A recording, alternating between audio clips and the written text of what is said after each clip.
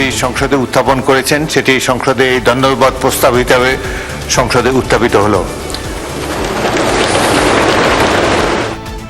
চীন ও মালয়েশিয়া সফরের সাফল্যের স্বীকৃতি হিসেবে সংসদে ধন্যবাদ প্রস্তাব গৃহীত। দেশবাসীর স্বার্থ রক্ষার চেষ্টা করেছেন বললেন প্রধানমন্ত্রী। স্পিকার, এখানে আমাদের কারোরই কোনো ব্যক্তিগত কোনো বিষয় নেই। এটি যদি কোনো কিছু অর্জন হয়ে থাকে, ভালো কোনো কিছু অর্জন হয়ে থাকে, এটি বাংলাদেশের অর্জন।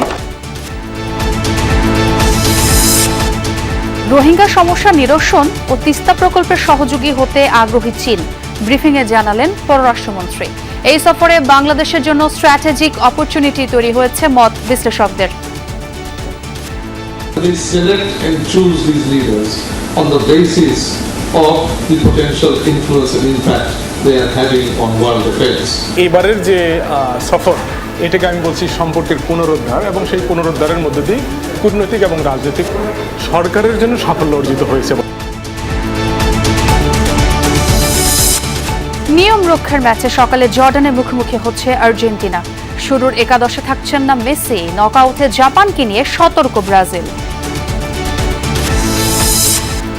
উড়ান ঢাকায় তাজিয়া মিছিলের ডুলির রশি ধরা নিয়ে বিরোধে খুন হন দক্ষিণ সিটির পরিচ্ছন্নতা কর্মী জাকির।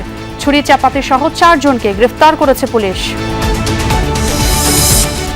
গুম খুনে জড়িত পুলিশ সদস্যদের বিচারে আন্তরিক নয় সরকার, দাবি মানবাধিকার কর্মীদের। বিচারহীনতার দৃষ্টান্ত তৈরি হলে আবারও ফ্যাসিবাদী হবে রাষ্ট্র।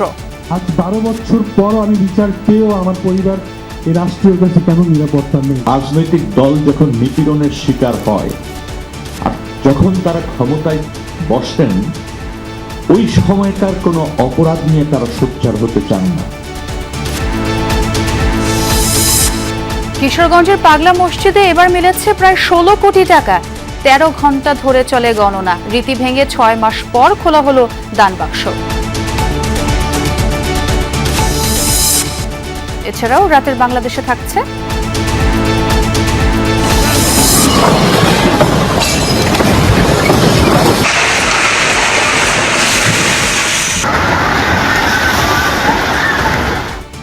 ভেনেজুয়েলায় ভূমিকম্পে প্রাণহানি, হাজার ছুঁই ছুঁই, নিখোঁজ প্রায় 7,000।